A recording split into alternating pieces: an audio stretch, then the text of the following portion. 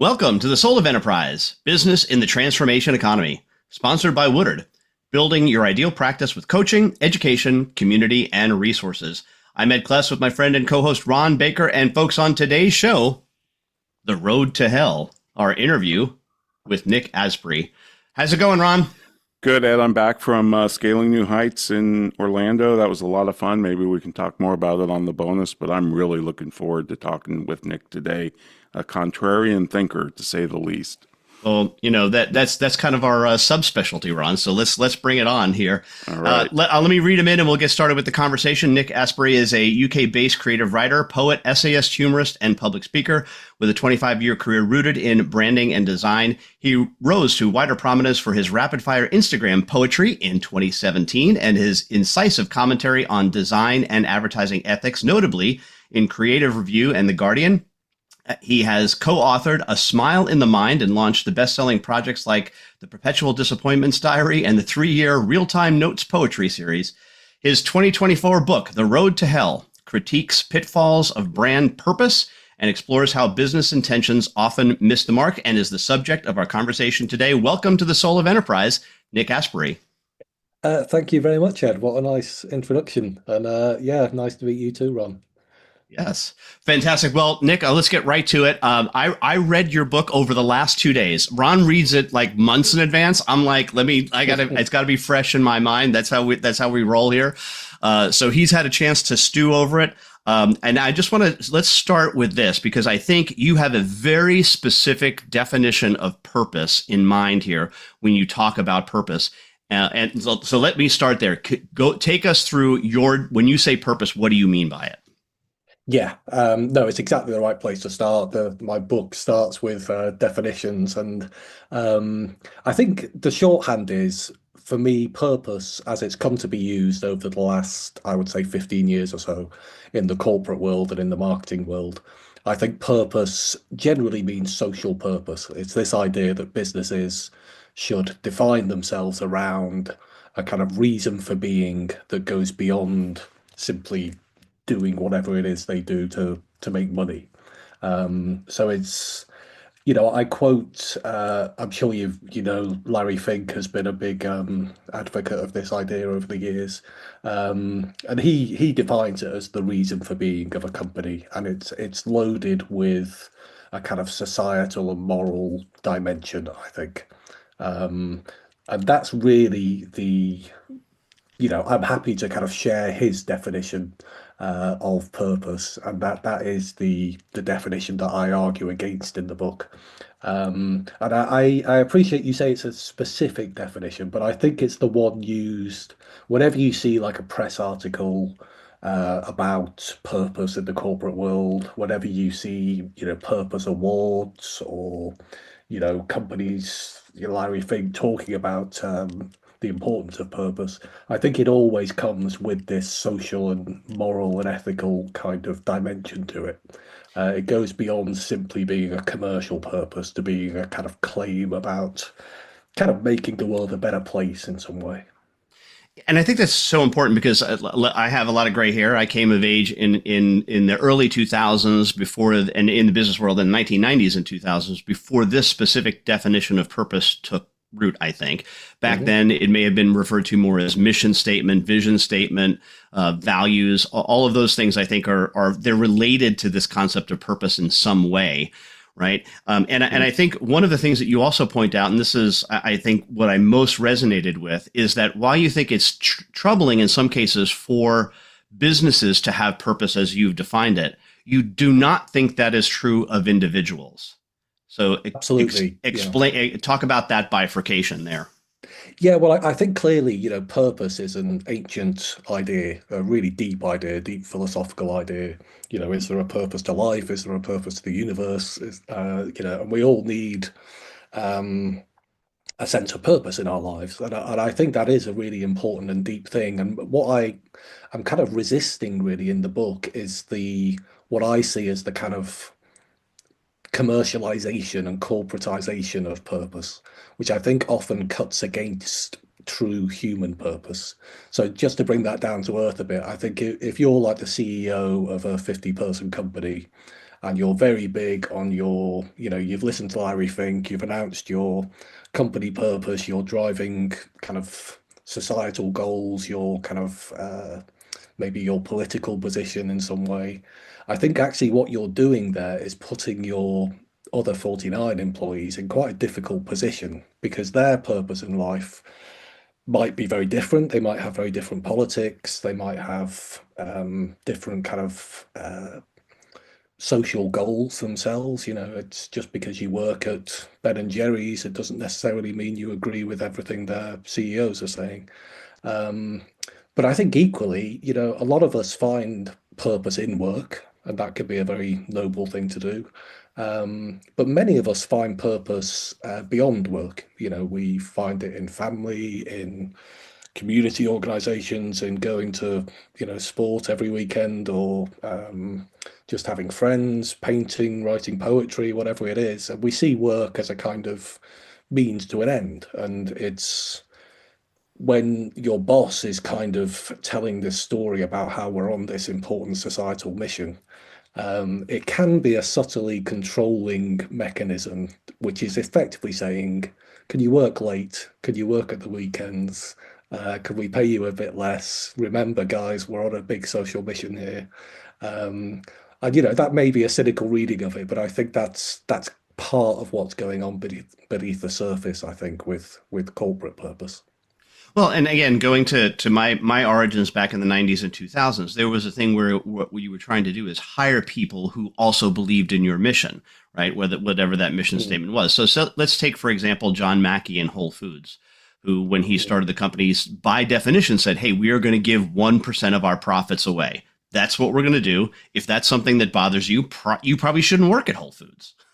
Right. So what are your thoughts on that with when the origin of the company is based on some idea or ideal even, and then it's really a choice of whether the people who want to participate in that or not? Yeah, well, I think certainly companies, committing to giving a certain proportion of their profits away to charity, that's a time-honored thing. I think companies have often, it's one of the actual mundane, everyday kind of social goods that businesses do just by being businesses, is that they can make money, pay their employees, and have stuff left over to invest in community work and invest in charity work. And that's great. And that, to me, that's a separate issue to purpose, which is this idea that somehow it's part of the the reason for being, the fabric of your organization, that this purpose is written in. And I think there's a certain kind of hubris in that idea. I think to give money to charity, is great, but it's the charity really that's the purposeful player in that conversation. But I think what you often see these days is companies giving some money to charity and then doing a very loud marketing campaign about how purposeful they are. And at best, the charity might get a small mention in the end credits or something. But I think that's something I've seen in a lot of, I come at this, I guess, I recently came at it from a advertising marketing angle where purpose has been a big thing. And I think there's been a wave of that kind of advertising of brands who sell, mundane things, beer, ice cream, soft drinks, whatever it is, but presenting themselves as the leader of the conversation on really important social issues. And I just find that troubling. I don't think that's what companies should be doing. I don't think that's how important social issues should be adjudicated and prioritized. I think it's better for businesses to have a bit more humility, to stick to what they're good at, and to actually remember the important distinction between for-profit organizations and not-for-profits and governments and democratic processes.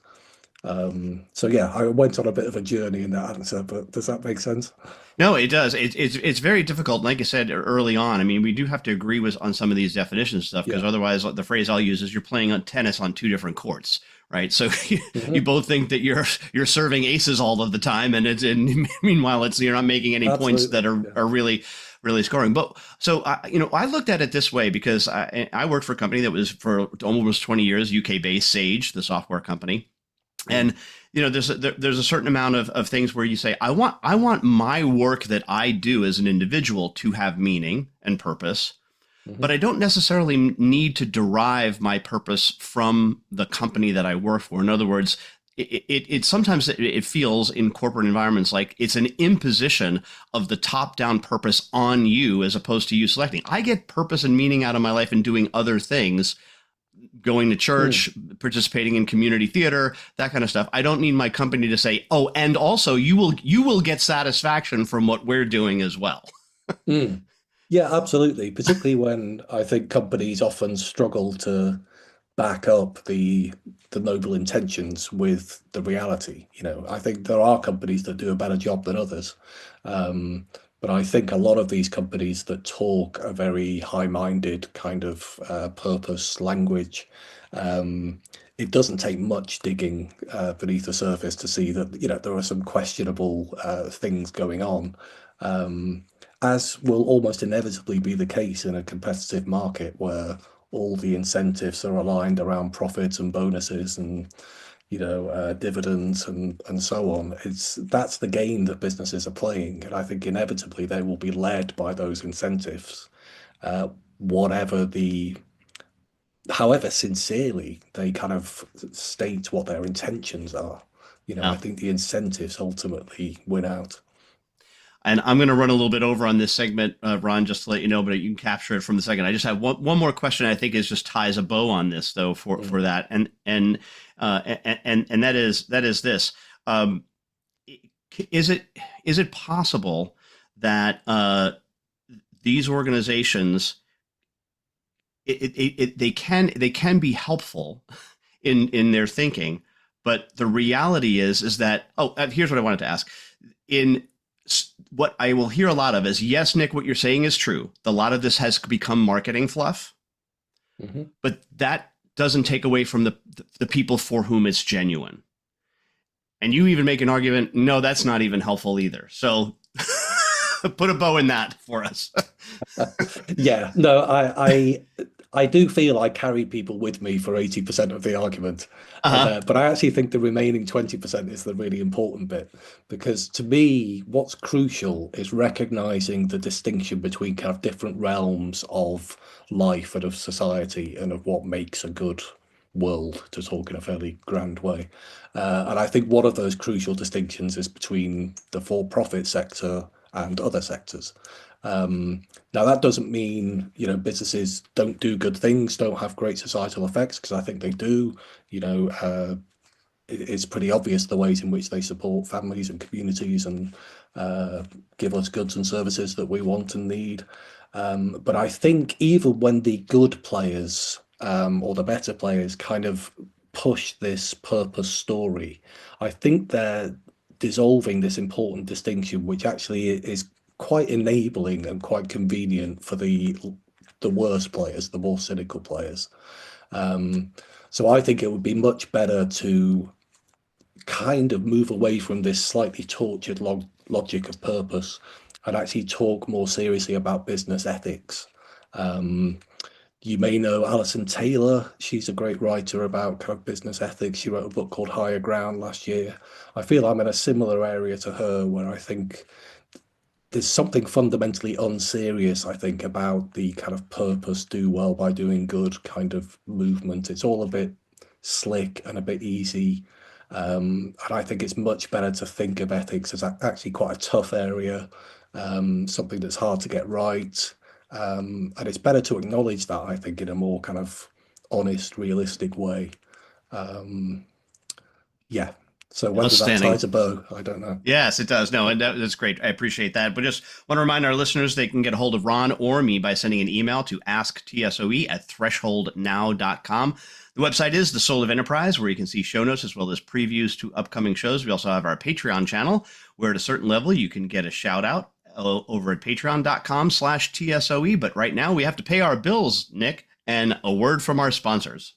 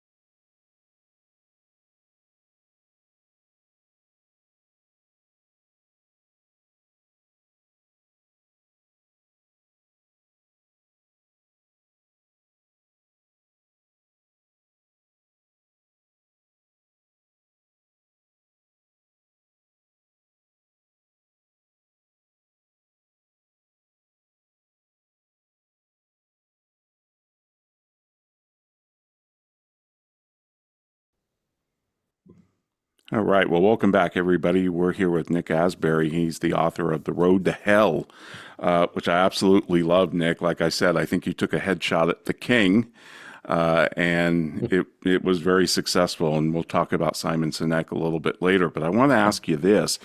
You say purpose is incoherent even when it's real. And I'm more of a motto guy than a purpose or a mission type guy. But what do you think about mottos as opposed to having a purpose? Because to me, it's more mission specific. Yeah, I think, certainly in the marketing world, the advertising world, um, we've gone through various pieces of language in a way that over the decades, there used to be lots of talk about a proposition, a unique sales proposition. Then there was talk of having a mission, and I think mission is actually a more um, honest and accurate word in some ways, because a mission can be a time limited thing. It can be, it's not kind of pretending that it's somehow part of the DNA of your business. It just happens to be the mission you're on right now. I think purpose, I mean, this starts to sound semantic, but I think it's deeper than that. But I think purpose is a more fundamental claim. And to me, the quick way of summing up the what I call the incoherency is that, by Larry Fink's definition, the purpose of a business is its reason for being, and I think that's a key phrase. What is the organization for? And to come back to that point about for profits and not for profits, that's a really important. It's the first decision you make when you're setting up an organization. What are we for? Are we for profit or are we not for profit? And it's all sorts of legal and taxation and societal questions hinge on that distinction.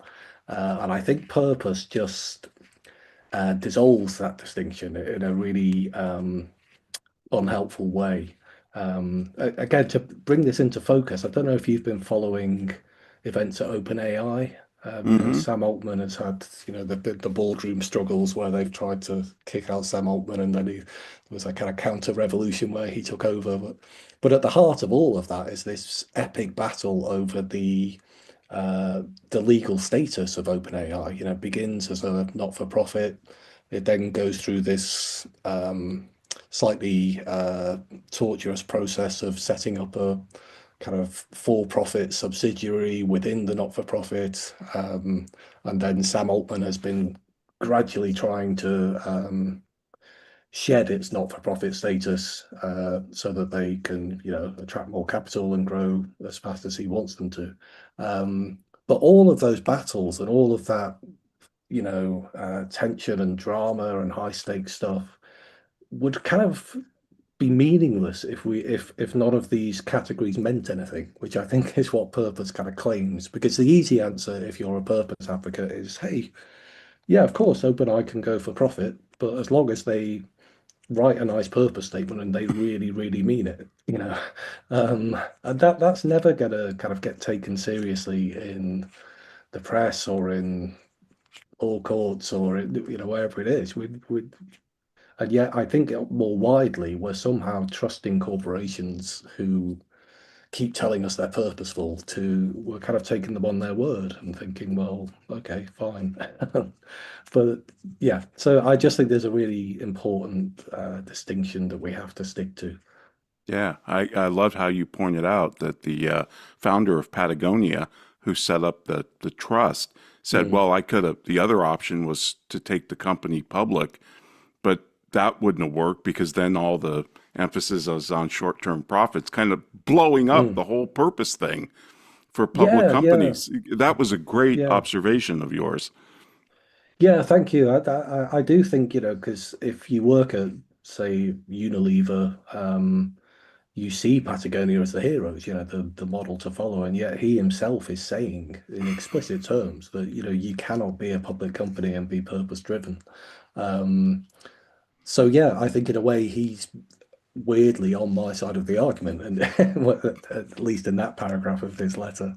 Um, yeah, so I just think this is we actually mentioned in the break this guy Vivek Ramaswamy as well, who has made this point in his own books over the years. Um, but the interesting thing to me is I don't think this argument that I'm making is necessarily coded either left or right in a political sense, because there have been many kind of left-wing critics of corporate purpose Hmm. over the years. And in fact, you could argue it's a pretty traditional left-wing position to be suspicious of corporate power and corporate money taking over societal issues. Um, and yeah, so some there have been some great books by more kind of left-wing writers that make exactly the same argument as Vivek Ramaswamy, really. Um, and I just find it interesting that no matter your political persuasion, you can actually still see these distinctions and the importance of them, I think. I think another great point about how you argue that purpose kind of leads to sameness, especially Mm, marketing, but it also puts the emphasis on the company rather than the customer. mm. Yeah, And I absolutely. think that's a Yeah. damning criticism. Yeah, well, certainly in the advertising world, it's a damning criticism, I think, because the it's pretty much a kind of core tenet of marketing, or it used to be, that advertising should center on the customer, on the reader, on the audience. Everything is geared towards them, their point of view. How do they see this product or service you're selling? And you approach everything in that state of mind. And the kind of the time-honored advice, if you're writing a headline, for example, which I've done a few times in my career, um, the first thing that juniors are supposed to be taught is you appeal to the self-interest of the reader on some level. And I think what Purpose has done, and I suspect you've noticed this yourself just in kind of ad breaks and stuff. I think a lot of headlines now or just ads in general appeal to the self-image of the brand more than the self-interest of the reader. So they're actually about positioning the brand as a hero, putting it on a pedestal, saying, join us in this important cause. Um, and yeah, that it kind of goes against everything that effective commercial marketing is meant to be, and I think that has been a real uh, problem over recent years. Yeah, out of interest, do you feel you've noticed this yourselves, just in culture generally? If you're watching advertising and stuff, do you feel advertising has got better or worse or the same? Or Oh, I think it's gotten worse, Nick. And Mm, you even point out that it's gotten less funny. And yeah. I've been wailing against that forever. But I mean, nobody wants to offend anybody anymore, so it's Yeah. the most banal type of advertising. And I don't really care that Hellman's mayonnaise has a purpose statement. Just Yeah. make good mayonnaise. I mean, it became a parody of itself at some point Yeah. that every single brand had to have a purpose. No, you do have a mission, which is make great mayonnaise. But beyond Mm. that, I don't care what you think about the Iranian bombing or anything else. Yeah, and I think the same happened with politics. Purpose bleeded into politics, didn't it? Yeah, absolutely. I think that's been an important part of the picture, really. Because I think on a political level, I think that the story we've kind of been telling over the kind of purpose years, as I say, I would define them roughly as the last 15 years, since the crash of 2008. Um, the story we've been telling is you can actually affect social change through the things you buy. If you support the right brands, you buy the right, clothes, you buy the right beer, you're kind of making a difference, and you're actually, steering these powerful companies in a different direction. And that's how we actually really get stuff done. And clearly that hasn't worked. It was never going to work really. And I think we are seeing, particularly, with the return of Trump in the last year. I think we're seeing a kind of reset on all that. People talk about this kind of vibe shift. Um, but I think on a political level, I think that kind of purpose story, that kind of the brands will save us idea feels very like people haven't got much patience for it now. I think I hope on in a good way it might lead to a revival of interest in actual um, local and national politics and actually doing the tough work of creating real social change rather than doing nice ad campaigns.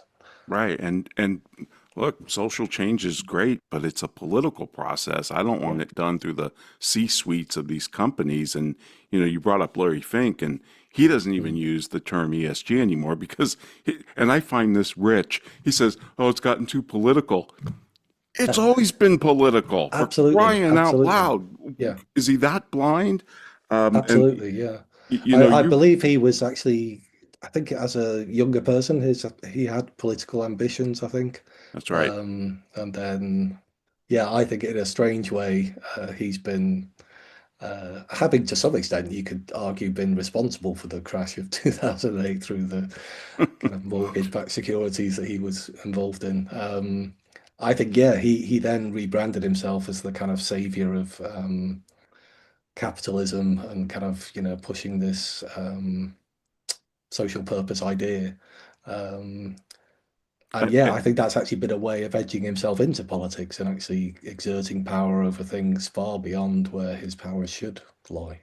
I agree. I think to some extent this whole ESG, and I guess that's under the bigger umbrella of stakeholder capitalism, Yeah, it is trying to push policies and political opinions and policies that they can't get at the ballot box. So they're doing it to the yeah, C-suites, and for some reason the C-suites complied, mm, and that's kind of yeah, always amazed me.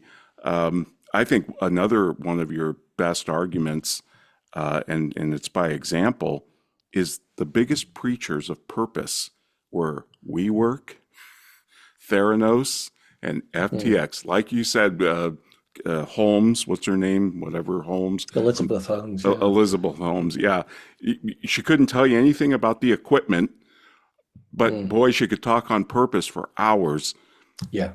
She loved the Simon Sinek kind of start with why philosophy of, she could talk about that why question for hours and hours. And this is what I mean really about, and I appreciate it may sound unfair to kind of judge the whole of purpose by these bad actors, but I think it actually is a very convenient cover story for a lot of people who behave that way. I think for WeWork, he was a classic example, Adam Newman, of someone who would talk this incredibly, high-flown language of purpose. We're here to elevate the world's consciousness. That was their literal purpose statement. But I think the internal culture at WeWork was pretty toxic at times. And I talk, we don't have to go into it in detail, but I talk about this issue of noble cause corruption in the book.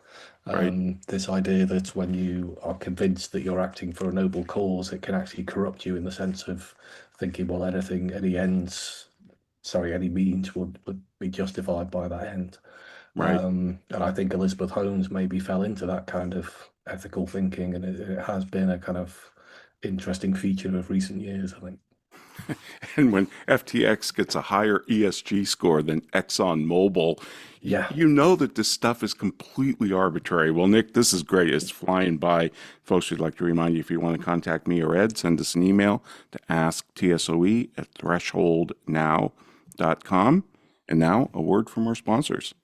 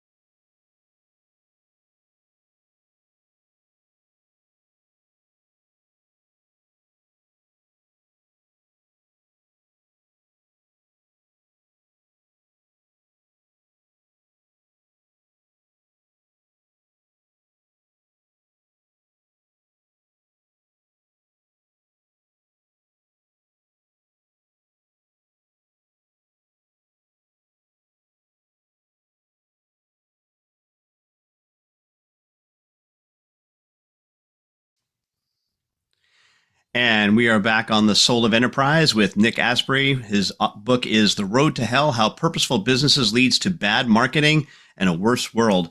And I want to tell you a bit of a quick story here, Nick. I was doing a accounting system implementation of a company called AmFAR back in the 90s. This is the American Foundation for AIDS Research. Mhm. Um, we had a kind of a subspecialty when I was with this organization of what we like to call not-for-profits with money. because they can't have profit, but they can very much have reserves. They're allowed to have reserves, right?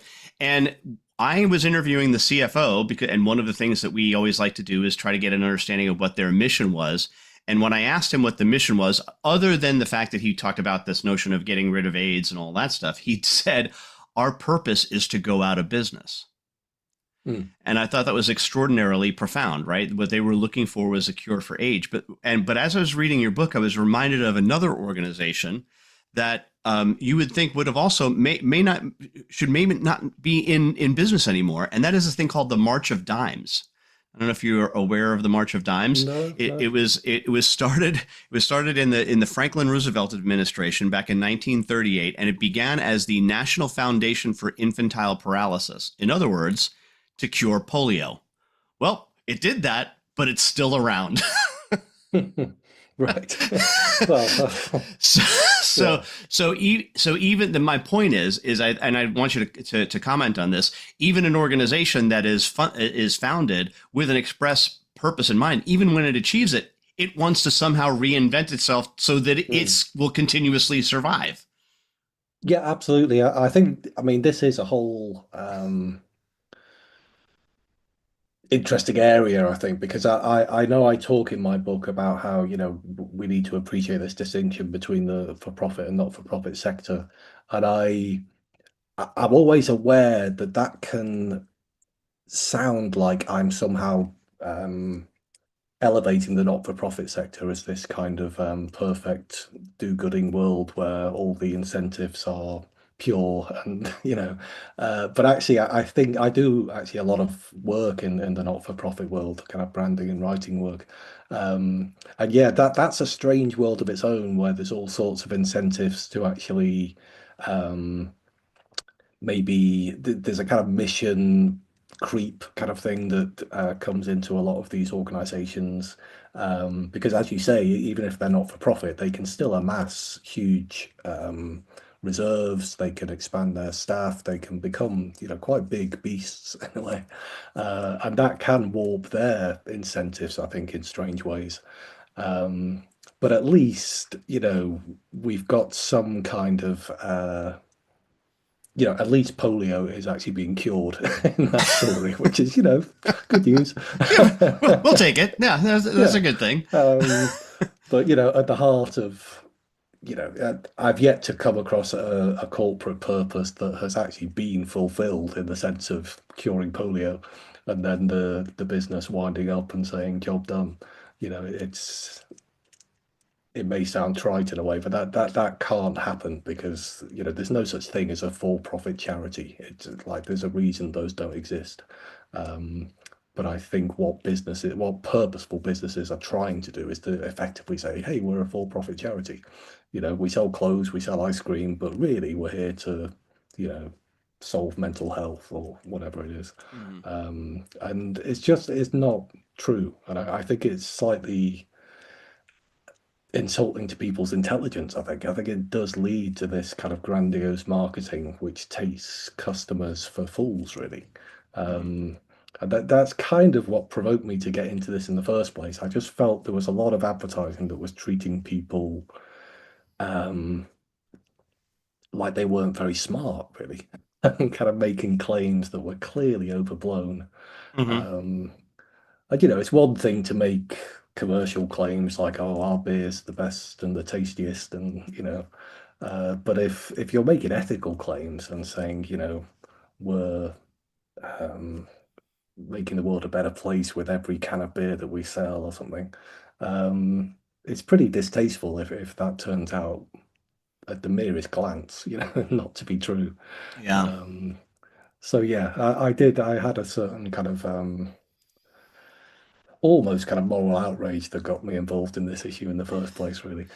Well, and to that end, Ron referred earlier that as you taking a shot at the king, meaning purpose, but I also think in a subset he also meant Simon Sinek, who is the king of this notion of start with why. So Yeah. give us your thoughts on and look, I have to admit, when that video first came out, I thought it was awesome. Loved every minute of it. I could probably recite about a third of it from memory because I watched it so many times because we used to play it for audiences. So give us your thoughts on Simon Sinek and start with why, and why is that a challenge? Yeah, well, I think he's a really interesting figure because he did come from the advertising world. You know, he worked in big ad agency and then he then left that world, went into more of the consultancy world, and then stumbled into this start with why thing. And I think I know exactly why you would have found it impressive. I actually can't remember what my first reaction would have been at the time, but I certainly know he's a really charismatic speaker. His delivery is great. He actually uses a lot of classic marketing techniques. He fixes on phrases. There's one, people don't buy what you People do, don't buy they what you buy do, they why buy you why do. you do it. Yeah. Yeah, yeah. He repeats that, I think, 8 times in the space of a few pages in his book. Um, and the very phrase "start with why" is a kind of 3-word slogan. It's like "just do it," or it's like a kind of advertising slogan. And then he has this very kind of natural delivery. The kind of he almost has a logo with the 3 concentric circles that he uses. So I think in a way he's a great case study in how convincing marketing can be to millions of people. But I think the substance of his argument, and I actually quite enjoyed doing all the research on this. I ended up speaking to a neuroscientist about it, and the kind of his idea is that somehow his map of the kind of why and the how and the what of the business actually maps onto the fundamental structure of the human brain. And I go into it in the book, but it's essentially just, even at the time he was writing, it was based on a very kind of outmoded model of neuroscience that had already been kind of discredited, and yet he was using that as the basis for his kind of revelation, and he really laid it on thick. It would be, he said, this isn't my opinion, this is biology. And he would say it with such conviction that you would kind of think, yeah, God, this guy must know what he's talking about.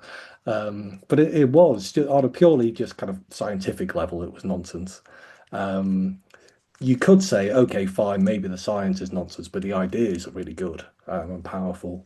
But I think even there, he's continually telling these kind of just so stories where he'll take a successful business like Apple, for example, and then he'll tell this kind of retrofitted story to say how it started with why. According to Sinek, it would be because Steve Jobs was in his garage and he had this driving social mission, and Sinek just kind of shrugs and say, "Hey, we just happen to sell computers." But really, what he's in it for is, adding, I can't remember what it was even, but adding kind of beauty and elegance to the world or something. Um, and it's a backward story, I think, that doesn't kind of map onto reality in any useful way. We've no idea whether there were 15 other Steve Jobs on the street in their own garages, with exactly the same kind of why in their head, who got nowhere because they weren't selling very good computers. Yeah. Yeah.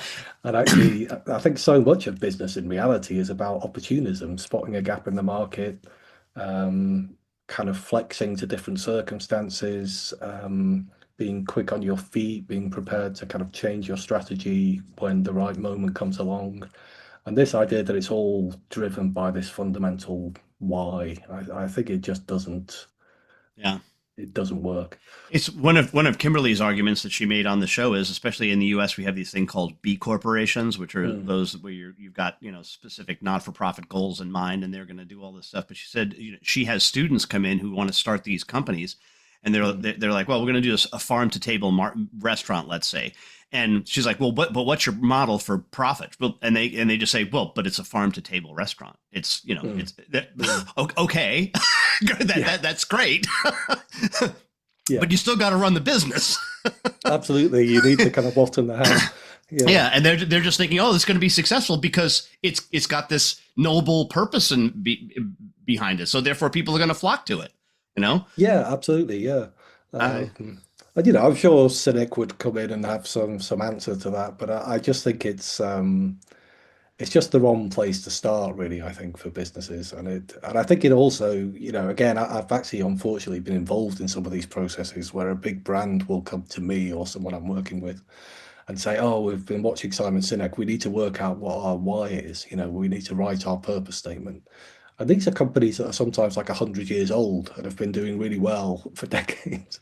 And now they're scratching their heads in these meetings that go on for months, these processes, um, trying to work out what their why is. And I kind of think, well, if you really need, you know, this much soul searching to kind of come up with a form of words you're happy with, then it probably isn't what you started with, and it probably isn't really your why, you know. Right. How about produce the best widget you possibly can? That's, Yeah, you know, yeah, there you go. yeah. All right. Produce Well, great widgets and pay your people fairly and be a nice place to work. That's a there you pretty go. cool There you thing to go. do. Yeah. Well, up against our last break, this has been fantastic. Nick, Ron is going to take you on the fourth segment, but we want to remind our listeners they can contact either one of us by sending an email to ask@thresholdnow.com. And now a word from our sponsors, including Woodard.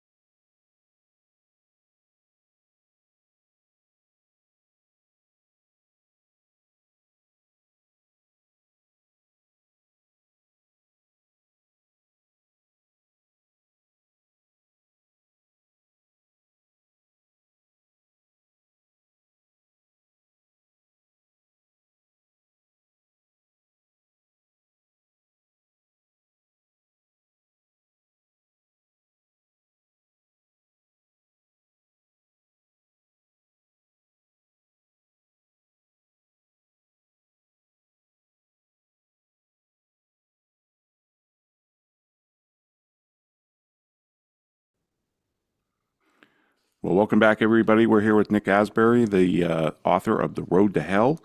And Nick, you were talking about Simon Sinek with Ed, and you mentioned that the way he framed the golden circles was based on a triune model of the brain, Mm. and he talked to Dennis Hopper's wife's parents or something who were neuroscientists. Yeah. I've been reading a book called The Immortal Mind, and it's from a neuroscientist and a neurosurgeon, and he's basically making the argument that the brain and the mind ain't the same thing. There's a spiritual component to the brain that we don't understand, and he just assembles all of this incredible data and scientific research to prove it. But one of the interesting things, and this is a great law out of your book, explain, what is it, Brandolini's law? This is wonderful. I love it. Yeah, I wish I had the exact wording to hand. I have it here if you want. Please, I'll read do it, and then yeah, you can. yeah. So this applies to Sinek's work. You say, and Brandolini's law is the amount of energy needed to refute bullshit is an order of magnitude bigger than that needed to produce it. Boy, do Ed and I know about this. We spend our life in this law, never had words for it. Now we do. Yeah, it is a very. I'm not even sure who Brad Bellini was, but yeah, I do. I mean, I've found making this argument about purpose over the years, and it's drawn me into various arguments on LinkedIn and various I kind bet. of real life events I've been to and things. And people are often very, quite rightly, they're quite demanding in their responses. They want to know your evidence, your, sources, all that kind of stuff, which is all completely as it should be. Um, so it takes a lot of energy on my part to kind of keep those arguments going. And yet my frustration is that when you look at some of the founding texts of purpose, including Sinek's book and various others, a guy called Jim Stengel did a book called Grow that was Mm, quite influential. right. And the claims in there, the kind of empirical claims, are so shaky and so, don't stand up to any questioning really. And yet I don't see them drawing the same kind of heat and having to expend the same energy defending their claims, except from maybe people like me. But I think there aren't as many voices on this side of the argument, although I'm certainly far from the only one. And Nick, another thing you took on, and I love it because I don't like this either, the whole generational Mm. cohort. And you call them the Gen Z whisperers, the ad agencies that play to the, oh, we know how to speak to Gen Z. And then you point out there was some research, I forget who did it, from 2022, surveying Gen Z's favorite brands. And these are the kids that are supposed to be purpose driven and want meaning and their Mm. favorite brands: YouTube, Google, Netflix, Amazon, M&M's, Walmart, Target, Doritos, Kit Kat, and Oreo. That's Yeah. hilarious. Yeah, absolutely. And I think it's when I make that point, it's not the target in a way of my point is not Gen Z itself, who I think are just normal, varied human beings like the rest of us. But it's actually these PR companies like Edelman and others who constantly put out this research saying, oh, Gen Z is the purpose generation. They're more, socially purposeful than any generation yet. Um, that was actually a lot of the driving argument for brands doing this kind of purpose stuff. It was, you need to move with the times because this is where Gen Z is heading.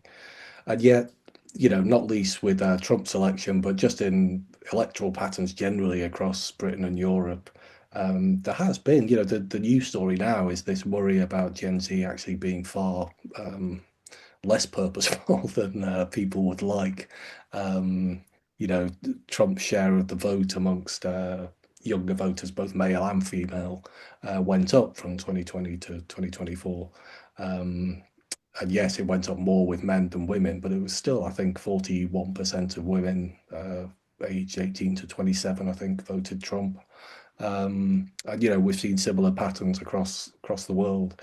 And yet the kind of purpose brands have immediately changed their story. So what it used to be was, oh, we need to be purposeful to kind of meet the demands of Gen Z. And now it's, oh no, we need to be purposeful to kind of fix Gen Z, and we need to like somehow ride to the rescue and teach them that present more positive models of masculinity or whatever it is.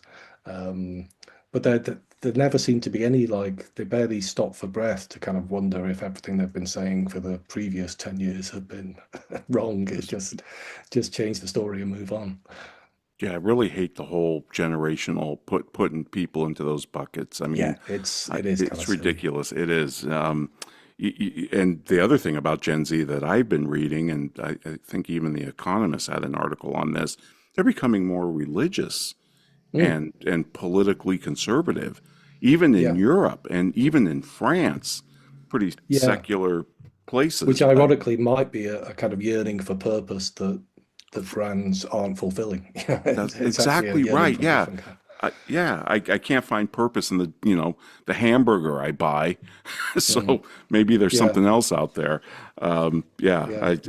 that's a great, another great topic. Let me ask you this. You've got, and I love this point too, and you alluded this with Ed, but you say purpose, it's too big of an idea to let corporations take it over. That's why I wrote this book. Mm, That really struck a chord. It is too big for corporations. Again, mm. because they have a narrow knowledge base for one thing, and they should Yeah. just stick to their knitting. Yeah, I think they have narrow knowledge base and narrow kind of remit in society. As you say, they're limited companies in the sense that they should be limited in their social license and in their scope and their powers. And I just think it's been a real wrong turn, really, in recent years to kind of we went through this time of looking to corporations as maybe the saviors, the people who would embrace all the progressive causes and kind of fix our problems. I think very rapidly that mood has changed with, all the tech CEOs lining up behind Trump and that kind of thing. Um, and yeah, I think, fundamentally, I would like to think my book and my message is kind of an optimistic one in the sense that I do think real purpose can be rediscovered, human purpose, and the role of community life and not-for-profit life and church and religion and all sorts of things. But to do that, we need to kind of get business back into its lane, and that is not at all to demonize business. I think business is a very noble thing. It can have lots of great effects, but only when it does what it does best, really. Um, and that would be helped by great marketing as well, which is why I battle away in the marketing world trying to tell a slightly contrarian story. No, that's great. Yeah, and Ed and I love business and think it's got a vital role to Yeah. play. But we don't think the purpose of business is just to make a profit. I mean, Mm, profit, sure, profit's the price we pay for tomorrow, as Peter Drucker said. But let me run this by you. This is our latest thinking. We mm, think profit is the applause. It's not the performance. The hmm real raison d'etre of business is human flourishing. Now, and what we mean by that is business is the only one that produces wealth, including the excess wealth that can fund charities, by the way, like mm, like polio. So really, the only known antidote to poverty is wealth creation, and only mm. business does that. And to me, that's what human flourishing is. React to that. Yeah, no, I think it's a saner way of framing the whole thing. I would still resist the idea that I think it's absolutely true that business is a machine for wealth creation, growth creation. Um, to say that there's a bit of a, I think, slide you then make in the argument where you say that equates somehow to human flourishing. And I don't think it just automatically does. I think, yes, there's wealth creation, there's growth, but then it's through all the other areas of society that we channel whether that leads towards human flourishing or not. I don't think it is just kind of written into the role of business that somehow that will result at all times. And I'm not sure it helps for a business of whatever kind, whether you're, making snack foods or you're an insurance company or whatever, to feel, our real purpose is human flourishing. I'm not sure that's going to help you in terms of your day-to-day decision making, and because if it's the wealth creation that leads to the flourishing, by your argument, then it's probably best to just focus on the wealth creation, um, and do it in a decent and ethical way within the law, but maybe don't get grandiose ideas about, what you're really doing is, contributing to human flourishing. To me, it Right. sounds a I little bit guess, like, yeah. sorry, go on. I was just going to say it's more a macro observation, like an Mm, economist would make. All these businesses doing snack food and automobiles and all the other things that they provide yeah, is contributing to human flourishing at the end of the day. I mean, I think yeah. Bill Gates created more human flourishing through Microsoft than he ever will through the Gates Foundation, for instance. Yeah, I think that would be a really interesting thing to kind of debate back and forth. But yeah, my instincts would be with you on that, I think. Excellent. Well, Nick, what an honor. This is great. Thank you so much. Your book is wonderful. I highly recommend it. I'm sure Greg's already got it in the show notes. Ed, what do we have next week? Next week is the 4th of July. No offense, Nick. Independence Day. Yes. Throwing off the king. Talk about throwing off the king. That's what we're going to be doing. But we will be rerunning our first ever show run, which is called Declaring Independence from the Tyranny of Time. And then we'll be back the following week with a live show. Okay, excellent. Then I'll see you in whatever 167. 7 hours times plus 2. Yeah, there you go. Yes, all right. Excellent. This has been The Soul of Enterprise, Business in the Transformation Economy, sponsored by Woodard. Building your ideal practice with coaching, education, community, and resources. We'll see you in 2 weeks at 3 p.m. Eastern. That's noon Pacific. In the meantime, please visit us on the web at www.thesoulofenterprise.com.